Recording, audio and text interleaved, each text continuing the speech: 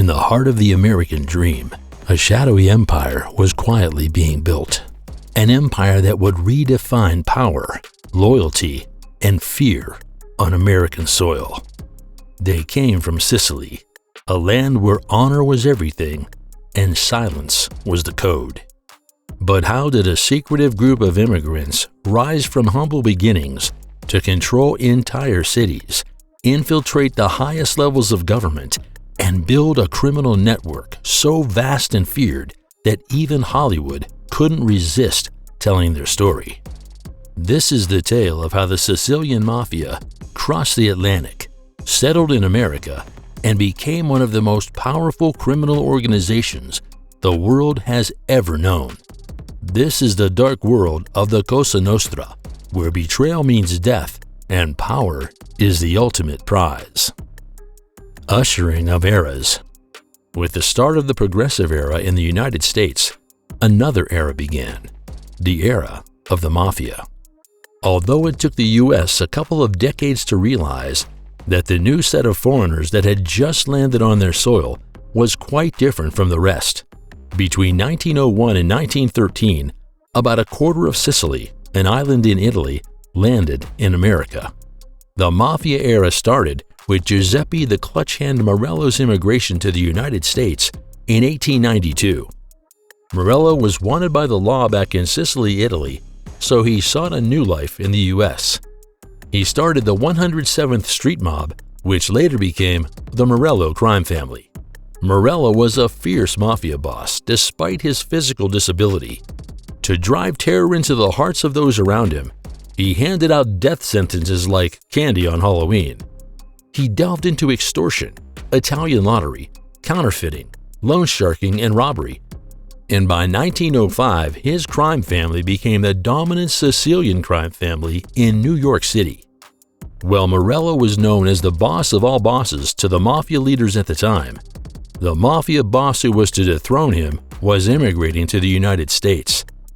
This mafia boss was all but 3 years old then, but he grew into a fearsome boss who commanded respect, even from the United States government. On January 17, 1920, the ushering of the Prohibition era began, and the Mafia used this to rise to absolute power.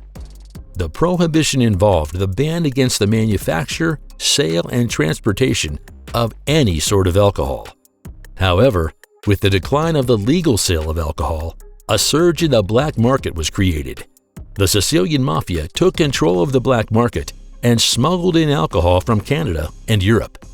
Business was good, and the Mafia grew not just in numbers, but in terms of wealth as well. However, the two most powerful crime families in New York at the time, the Morello family, headed by Giuseppe Masseria, and the Maranzano family, headed by Salvatore Maranzano, wanted absolute power for themselves, thus causing a catalytic war that changed the Mafia game forever. Other non-Sicilian Mafia families operating outside New York were also waging war against each other. Since the profit from bootlegging exceeded any other crime, everyone wanted to take control of multiple zones. This caused the winning factions to dominate certain regions in their cities, and family structures were formed, though not fully concrete. The Great Mafia War. Although these two mafia bosses were intense rivals, they were not liked much by the younger generation of mafiosos. Masseria and Maranzano were influential in their own rights, but they were set in their old ways and held the old-world mafia principles of tradition, honor, dignity, and respect to the heart. Hence, they only worked with men from Sicily and were very skeptical of working with even Italians that were not of Sicilian origin. This didn't go well with a certain mafioso, Charles "Lucky" Luciano. Since he got to New York as a toddler of 3 years, he wasn't big on the old mafia principles and was irritated that his boss at the time, Masseria, didn't allow him to relate to his close Italian friend Frank Costello, all because he wasn't Sicilian born. Luciano and other young Sicilian future mafia bosses like Tommy Lucchese, Tommy Gagliano, and Joe Bonanno believed that the ideology of these older mafia bosses wasn't only limiting their true potential, but was also making them poorer than other growing crime organizations. Hence, while Masseria and Maranzano clashed during the Castellamarese War, another conspiracy was going on, which is quite ironic considering that a betrayal was the very trigger for the war. An associate of Masseria, Gaetano Reina, had switched sides to Maranzano, and this irritated Masseria. Therefore, he ordered his subordinate Luciano to eliminate the traitor. With the killing of Reina, all hell broke loose. Masseria and Morello teamed up against Maranzano and Bonanno, which led to the death of Morello. With Morello gone, Masseria's faction began to fare badly, as Masseria was not as skilled as his consigliere in managing war.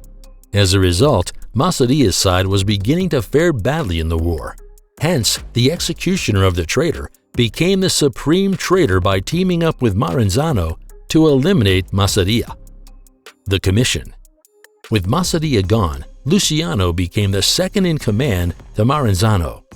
The suppression of the powerful Morello family gave Maranzano the grand opportunity to make changes as he wanted, and the first thing he did was switch up the hierarchical structure of the mafia world. With the bootlegging business booming, the mafia families needed a cleanup, and certain structures needed to be established within the families, as well as a revised code of conduct that was more accommodating. And this is what Maranzano did. He created 5 main families and appointed himself as the ultimate boss. He then mandated that these main 5 families would be reporting to him their activities and would also meet up with them in case of any major decision-making process. Luciano and the younger mafiosos hated this, and it was at this point that Luciano realized that Maranzano was no better than his former boss. Maranzano was no fool, and he knew his second-in-command was never fully on his side. After all, if he betrayed his former boss, what would stop him from doing the same to him? Hence, he conspired to eliminate Luciano, but the young mafioso smelled the assassination plan miles ahead, and before Maranzano could execute it, Luciano killed his boss once more. With the 2 old Petes from the old mafia world gone, Luciano became the boss of all bosses, and the first thing he did was correct his old boss's mistake. Rather than make himself the supreme boss, he created a commission, a body that regulated the activities of the mafia. And rather than report to a singular person when making a decision, the 5 families and other mafia families in the US would meet to conduct a vote with the head of each family worth 1 vote. Inevitably, Luciano became the ultimate godfather, who ruled over the 5 families and commanded respect from mafia bosses all over the United States.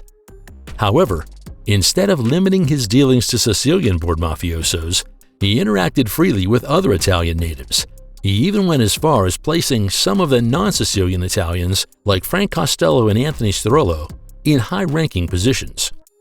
Power Pinnacle. Luciano, the godfather of the mafia, was soon arrested and sentenced to 30 to 50 years in prison. However, this didn't hinder Luciano in any way. He still ruled the mafia from behind the prison walls. The amount of power he wielded was so much that he had a very tight reign over everything that happened in New York, even though World War II was raging. His tight leash made the US government crawl on its knees to request help to win over the Nazis and take over Italy not once, but twice. Without a word from Luciano, nothing happened in the mafia faction in New York. He not only had a tight reign over the mafia family, but also controlled the Italian immigrants and dominated the docks at the New York harbor. Interactions between mafiosos at the docks and the US government played a huge role in helping them win the war. Although the US government refused to acknowledge Luciano's effort in helping them win the war, they shortened his sentence as a reward and deported him back to Italy. This change didn't faze Luciano much, as he prepared Sicily for his return from within the prison walls, and he had returned to the home he had left as a toddler, a fierce mafia godfather. The power of the Sicilian Mafia didn't end with Luciano's deportation, as the 5 families continued to dominate New York. For more dark stories of the underworld, subscribe to the channel and smash the notification bell to never miss an update.